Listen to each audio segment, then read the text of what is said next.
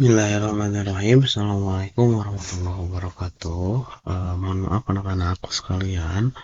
Untuk hari ini saya tidak bisa masuk ke kelas karena harus mengantar anak saya ke rumah sakit untuk kontrol. Nah, di pertemuan hari ini saya coba akan jelaskan tentang analisis likuiditas dalam laporan keuangan. Jadi, ketika kita sudah mempunyai yang namanya laporan keuangan, kita harus bisa menganalisis apa isi dari laporan keuangan tersebut. Salah satunya yaitu dengan menganalisis likuiditasnya. Apa sih itu likuiditas ya? Nah, likuiditas itu adalah kemampuan perusahaan dalam memenuhi kewajiban jangka pendeknya. Semakin tinggi likuiditasnya, maka perusahaan akan semakin sehat. Jadi artinya, ketika suatu perusahaan itu memiliki hutang jangka pendek, apakah dia bisa memenuhi kewajibannya atau tidak? Ya, dilihat dari laporan keuangannya dengan rumus likuiditas. Ya, nah, kenapa harus ada analisis likuiditas? Tujuannya yaitu yang pertama untuk menilai kemampuan membayar kewajiban lancarnya. Jadi untuk seberapa baik sih atau seberapa bisa sih dia untuk membayar kewajiban lancarnya. Terus mengetahui kesehatan keuangan jangka pendek. Di dalam perusahaan itu kan ada yang namanya keuangan jangka panjang, ada juga keuangan jangka pendek. Di mana untuk keuangan jangka pendek, nah si perusahaan harus dinilai apakah perusahaan itu mampu untuk memenuhi kewajiban-kewajiban jangka pendeknya atau tidak. Nah, yang selanjutnya yang terakhir itu adalah keputusan sebagai pengambilan keputusan atau dasar keputusan dari kreditur dan juga investor. Di mana setiap investor dan juga kreditor ya yang ingin menanamkan modal di perusahaannya atau yang ingin meminjamkan uang kepada perusahaannya, mereka akan melihat dulu apakah perusahaan ini liquid atau illiquid. Artinya, apakah si perusahaan ini mampu untuk membayar utang jangka pendeknya atau tidak, gitu ya. Nah, yang selanjutnya itu ada komponen-komponen dari likuiditas. Di mana dalam likuiditas itu ada beberapa komponen di dalam laporan keuangan khususnya di neraca yang harus diperhatikan. Salah satunya ada aset lancar seperti kas, piutang, persediaan, utang sewa dibayar di muka dan juga lain sebagainya. Yang selanjutnya, komponen yang paling penting itu adalah kewajiban lancarnya. Di mana komponen itu ada utang dagang, utang jangka pendek.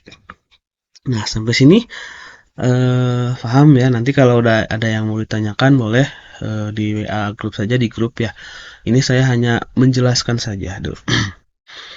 Nah, dalam rasio likuiditas ya dalam analisis laporan keuangan dengan rasio likuiditas itu ada 3 ya, ada yang disebut dengan current ratio ya, ada current ratio, ada juga quick ratio dan juga cash ratio. Oke, apa sih ketiga itu? Mari kita bahas bersama-sama.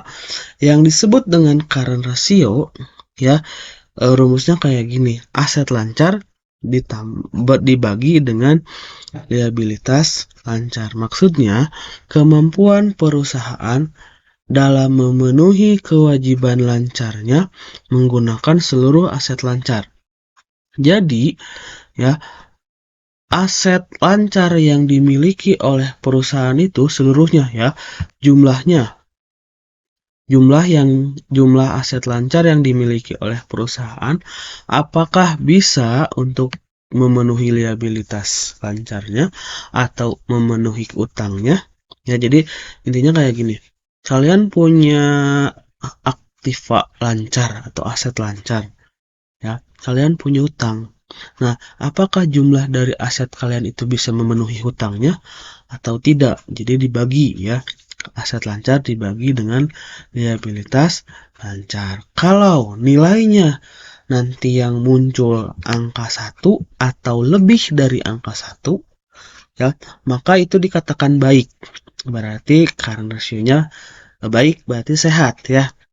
Kalau kurang dari 1 berarti ada resiko ya. Resiko itu resiko bahwa ada kemungkinan dia tidak bisa membayar kewajiban lancarnya menggunakan aktiva lancarnya atau aset lancarnya. Yang kedua, ya. Nah, yang kedua itu ada yang disebut dengan quick ratio. Nah, quick ratio itu adalah kemampuan perusahaan dalam memenuhi kewajiban lancarnya. Nah, ini ya, memenuhi liabilitas lancarnya ya, tanpa menjual persediaan. Jadi kayak gini logikanya. Kita punya hutang atau kita punya aktiva lancar, ya. Nah, aktiva lancar kita itu pasti ada persediaan. Nah, persediaannya dikurangi dulu tanpa ada persediaan. Apakah aktiva lancar kita yang tanpa persediaan apakah bisa menutupi utang lancar kita atau tidak? Ya. Jadi rumusnya aset lancar harus dikurangi dulu persediaannya, baru dibagi liabilitas lancar. Jadi untuk memenuhi dan untuk mengetahui apakah perusahaan ini bisa memenuhi liabilitas lancarnya dengan aktiva lancar yang tanpa persediaan, ya. Nah, di sini mengecualikan persediaan inventory karena persediaan itu adalah aset lancar yang paling tidak liquid atau paling sulit atau lambat dicairkan jadi kas. Jadi persediaan barang itu salah satu yang emang sulit buat langsung dicairkan, beda sama dengan komponen-komponen yang lainnya. Nah, interpretasinya nanti hasilnya ya, rasionya kalau sama dengan 1 atau lebih ya, itu berarti dianggap sehat. Tetapi kalau misalkan menunjukkan di bawah 1 berarti tadi ya sama dengan yang namanya di awal dengan current ratio. Kalau misalkan lebih dari 1 itu baik, kalau kurang dari 1 berarti itu beresiko ya.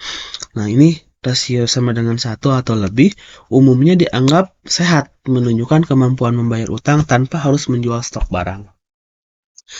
Yang ketiga, sekarang yang ketiga itu adalah cash ratio. Ya, kalau cash ratio itu adalah kemampuan perusahaan dalam memenuhi kewajiban lancarnya dengan kas atau setara kas. Ya, jadi kita punya hutang, ya. Nah, cash yang kita miliki atau setara dengan cash yang kita miliki, apakah itu bisa memenuhi liabilitas lancarnya atau tidak? Ya, jadi kas yang kita miliki misalnya cash in bank mau kas di tangan ya, kita disatukan, yang setara kas juga disatukan. Nah, apakah komponen kas ini bisa memenuhi jumlah utang lancar kita atau tidak ya? Nah, rasio ini lebih konservatif atau lebih ketat lagi karena yang dipertimbangkan itu hanya kasnya saja ya. Jadi perusahaan itu dinilai apakah kasnya bisa memenuhi kewajiban lancarnya atau tidak. Kalau yang dua tadi kan masih pakai aktiva lancar tanpa persediaan, masih banyaklah komponen-komponen yang bisa dimiliki, yang bisa dimasukkan gitu ya.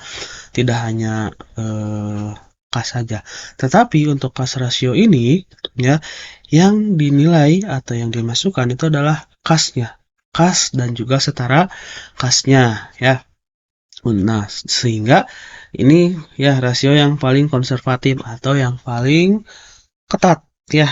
Nah, interpretasinya menunjukkan kemampuan perusahaan untuk membayar utang saat ini hanya dengan uang tunai yang di tangan. Perusahaan punya utang nih, ya punya utang, saya punya kas, ya perusahaan juga punya kas. Nah, apakah utang ini bisa ditutupi oleh uang kasnya atau tidak? Ya, nanti hasilnya bakal sama. Kalau misalkan kurang dari 1 itu beresiko. Kalau lebih dari 1 berarti keuangan dari perusahaannya itu dibilang sehat. Ya. Nah, alhamdulillah ya, itu penjelasan singkat dari saya ya. Semoga bisa memandu kalian untuk menginterpretasikan materi yang kalian sudah catat di minggu kemarin atau di Senin kemarin ya.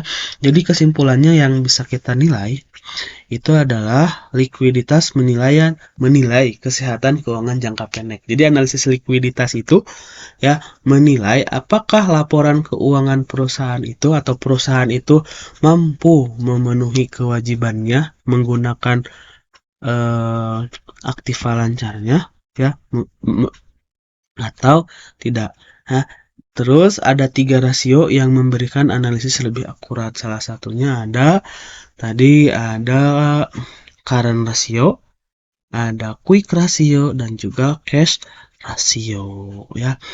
Nah, nanti saya akan bagikan tugas di grup WhatsApp ya, di mana nanti ada laporan keuangan yang akan saya kirimkan.